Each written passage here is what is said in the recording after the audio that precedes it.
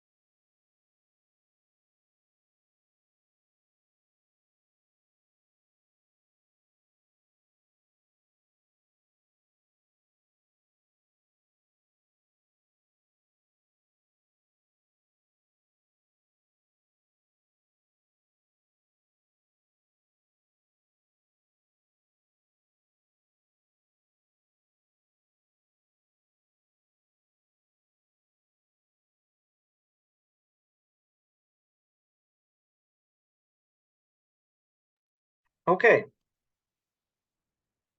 So, first pair, our project has been complicated by my classmate.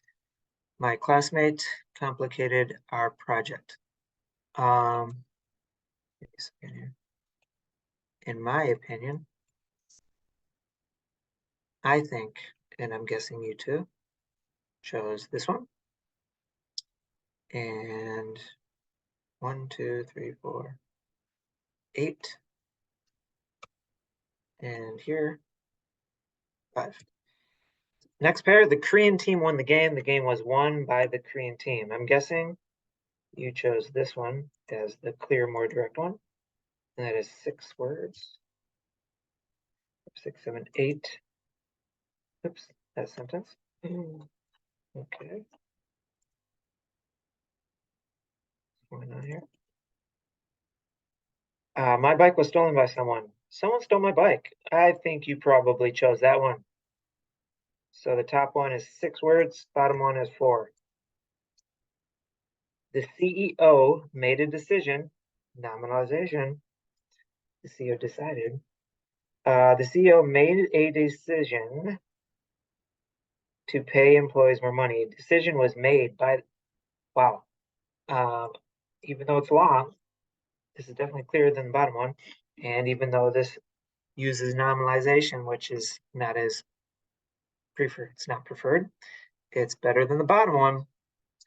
1, 2, 3, 4, 5, 6, 7, 8, 9, 10. And that means the bottom one's gonna be longer. 3, 6, 9, 12. All right. So as you can see, kind of same thing as far like same results as the first page in the sentence analysis that we did in the nominalization video. It looks like the shorter sentences are stronger, more direct, clearer than the longer sentences. But just like in the nominalization video, it's not simply because there are less words, it's because how they are written. So let's discuss how the difference in each, the difference between each sentence, between the sentences in each pair. How are they written differently? Well, we're going to focus on the passive and active voice. Okay, so this follows page 2 in this handout. So using the active voice over the passive. So it is preferred most of the time to use the active voice over the passive voice. Here's the active voice. You stole the cookie from the cookie jar. So it has a strong verb. There's no be verb. There's no PP, past participle. Okay, so the active voice. The subject does something, and the verb explains what the subject did or does. So active voice, subject, verb, right after the subject describes what they did or they do. And the action is very clear. So the girl hit the ball. The student reviewed his notes. Simple. I think we all know this. All right, now let's take a look at the passive voice. So here's the active, the passive. The cookie was stolen from the cookie jar. All right, the cookie was stolen. Who stole it? I don't know. So let's go back here. The active voice, it focuses on the subject. It focuses on the subject of the verb. Who did it? What did it? That's the active voice. That's the focus of the active voice. On the other hand, the passive voice focuses on the action, what took place. So we don't even need to know who the subject of the verb was. For example, the cookie was stolen from the cookie jar. There's not even the subject here. We don't even know who stole it because the focus of the passive voice is on what happened. Whoa, the cookie was stolen. So, as you can see here, the form of the passive voice, subject, the cookie, be verb, was past participle, stolen. So, in fact, we don't even need from the cookie jar. The cookie was stolen. But the main thing to keep in mind is that the passive voice focuses on the action, what took place, irrespective of the subject, the person or thing that did the action, while the active voice emphasizes the subject, the doer of the verb, the action. That's the main focus. So, like I said, here we go. The reverse of the active voice is the passive voice. The verb explains something done to the subject. The doer, the subject of the verb, may or may not even be named. Like here, the cookie was stolen from the cookie jar. We don't even know who. Now you can say something by my mom, by your brother. Okay, so let's take a look at some examples. So, form of the passive voice, subject, be verb, past participle. And this is optional. Like we just said, you don't even need the subject of the verb. The ball was hit by the girl. Okay, the ball, subject, be verb, was, past participle, hit.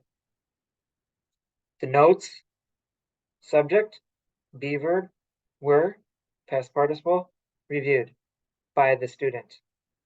The application, subject, was, be verb, filled out, past participle, period. No doer. Because the passive voice doesn't focus on who did it, just what happened. All right, so when writing in general, especially if you're writing something academic and formal, most often the active voice is preferred over the passive voice.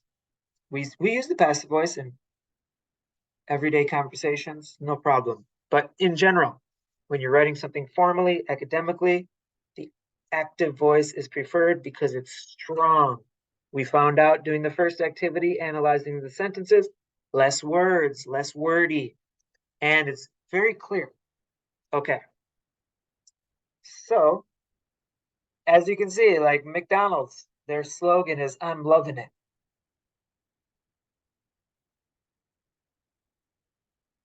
As you can see, that's active. I'm loving it. Listen to the passive. It is being loved by me. Terrible slogan. McDonald's. Yeah, that would be funny. But I'm loving it. Active, very strong, very direct. It is being loved by me. Weak.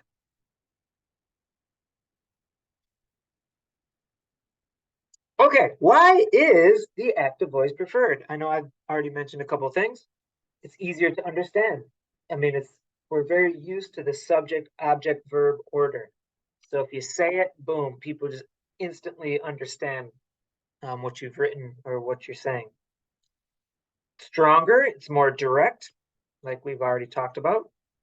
And like I mentioned, it uses less words. So it's usually, especially when you're writing something academic or formal, preferred to use as few words as necessary. So, because that means you're being more direct. So it's good to avoid using unnecessary words, make sentences unnecessarily long when you can convey and communicate the same idea in fewer words in a more direct way. You don't want to make the reader spend more time than necessary reading about your idea than they need to. Just make that idea as concise and as few words and as direct as possible. That's stronger writing.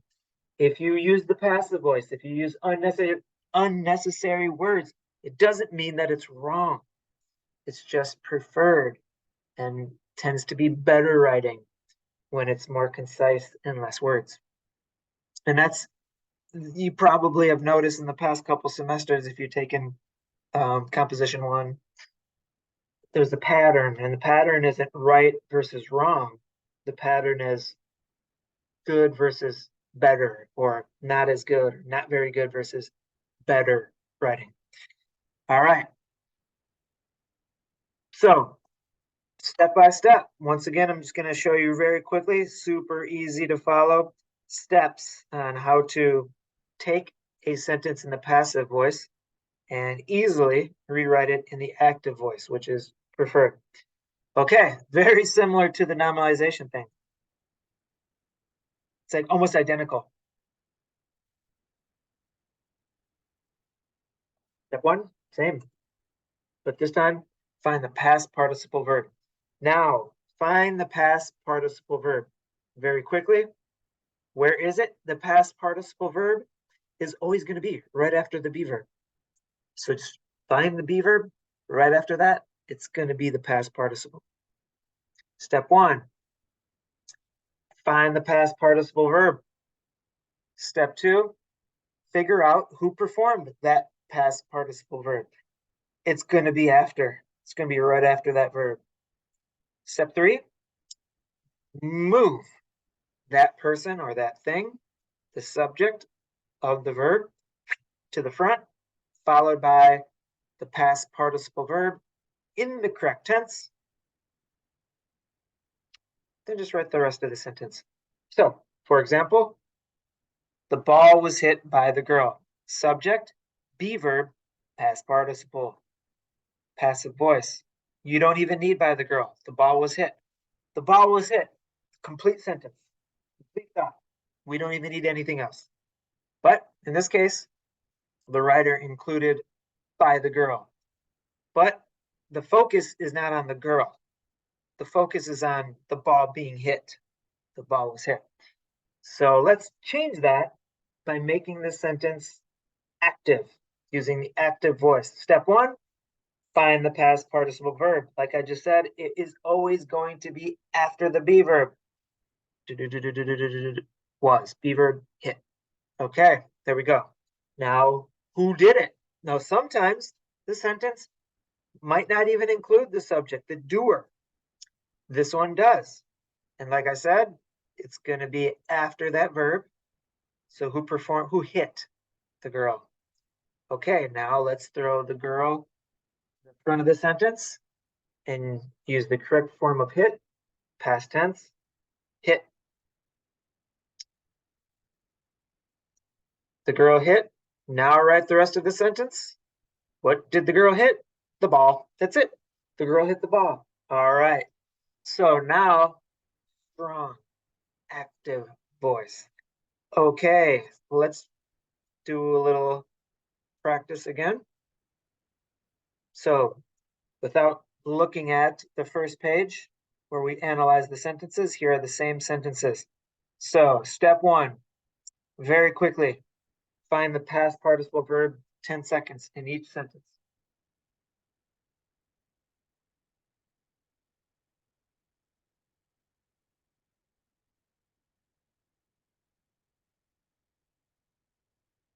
First one, okay, let's see, where's the be verb? Here it is, has been.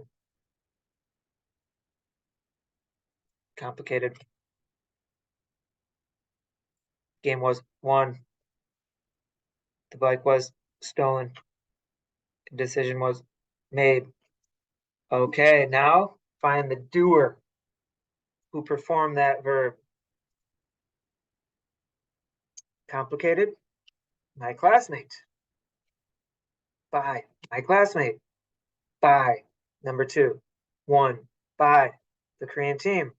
My bike was stolen by who? Someone. I should have just highlighted someone. A decision was made. Who? By who? The CEO. Okay, now move those subjects to the beginning of the sentence, followed by the correct tense of the underlying verb. So my classmate, complicated. The Korean team won. Someone, not by someone, sorry, that I should not be highlighted red. Someone stole. The CEO made. Okay. Now, let's just complete the rest of the sentence. My classmate complicated. What's the object of complicated? Our project. My classmate complicated our project. The Korean team won the game. Someone stole my bike. The CEO made a decision to pay employees more money. And, like I mentioned at the beginning of this video, made a decision. Nominalization means taking a strong verb, making it a noun, then making that the object of a weaker verb.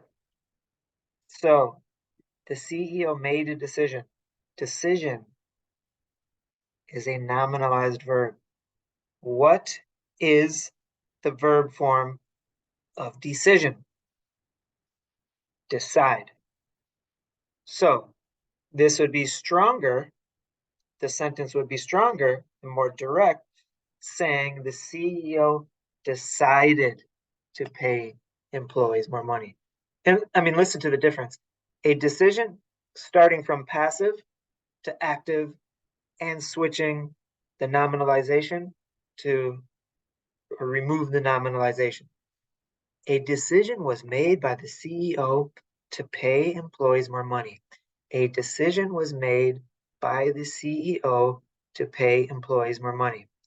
That is 4, 6, 11 words. Now let's change this, remove the nominalization.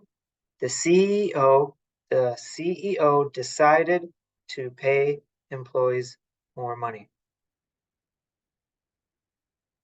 8. The CEO decided to pay employees more money. Much clearer, more direct. Okay, so take a look at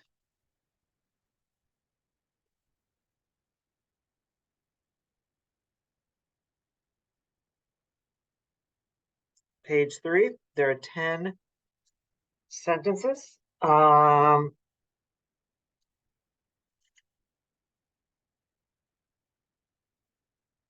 This is what we'll do. Okay, my suggestion is to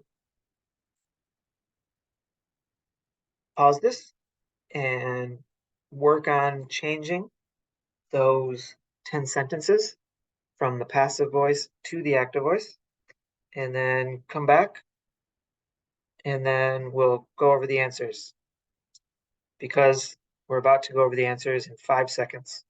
So you might want to pause it so you can do the activity, come back, and then we'll go over the answers together.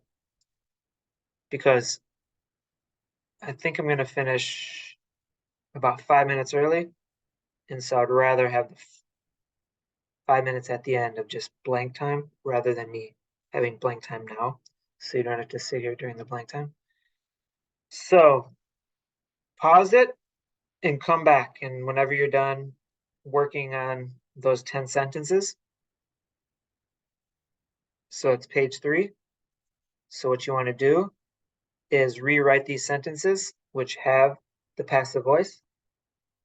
Rewrite them using the active voice. So do that and then come back, and then we'll check the answers together. So I'm going to start checking the answers together in 5 seconds. 5, 4, 3, 2. Okay, maybe you paused and you went and did this activity and you're back. So step 1 is to identify the verb in the past participle form. It is going to follow the be verb. So, very simple. Number 1 was, there's the be verb, struck. This morning the burglar was arrested. One type of air pollution is caused. A delicious meal for the family was prepared. The cookies were eaten. Okay. Now, let's just focus on these first 5. Let's focus on the doer of these underlined verbs. Okay, who struck or what struck? Lightning. Who or what arrested? The police. Who or what caused? Hydrocarbons. Who or what prepared? Mr. Smith and his children. Who or what ate? My roommate. Okay, now throw those subjects to the front of the sentence and followed by the verb. Lightning struck. Oops. Okay, well, I guess let's just do the whole thing. Lightning struck. What did it strike? The school. The police arrested. Who did the police arrest? The burglar. This morning. Okay, yeah, if there's an introductory phrase, put the subject after that. Or you can rearrange it however you want. You can put this at the end. This morning, the police arrested the burglar. The police arrested the burglar this morning. The police, comma, this morning, comma, arrested the burglar. You can rearrange it however you want. Hydrocarbons caused. Now, here is caused. So, it is the present tense. Hydrocarbons cause one type of air pollution. Was, past tense, Mr. Smith and his children prepared a delicious meal for the family. My roommate, past tense, ate the cookies. Okay, 6 through 10. Okay, let's focus. Let's find that past participle verb. Was designed. It was decided.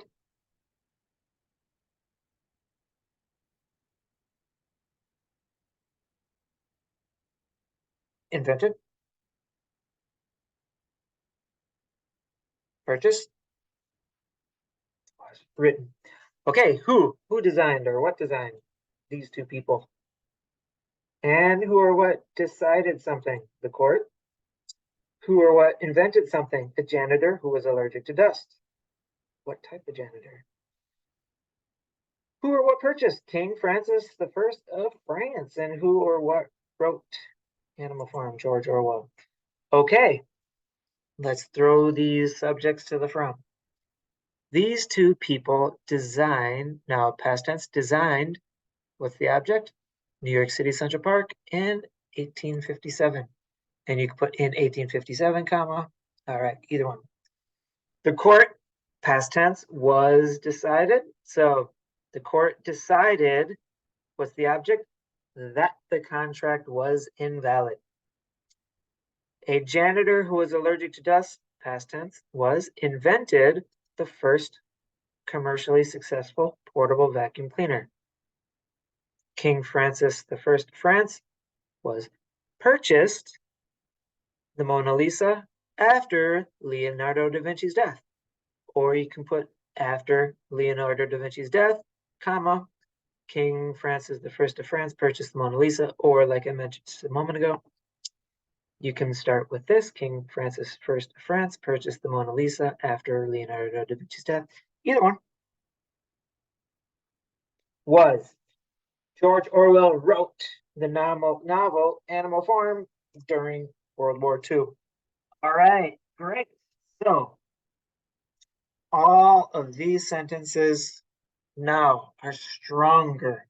They're more direct, and they are preferred over their passive voice counterparts.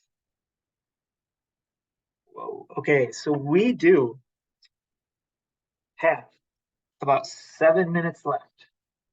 So what I'm going to do is I'm just going to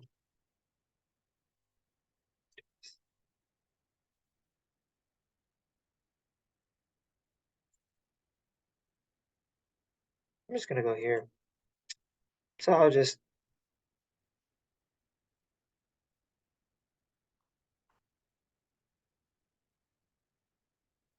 focus on this page. Okay, for the remaining 6 minutes, I'm going to mute my mic and stop my video. And when 6 minutes is up, I'm just going to stop this recording. So there's really nothing left. You can just kind of step away. And that's that.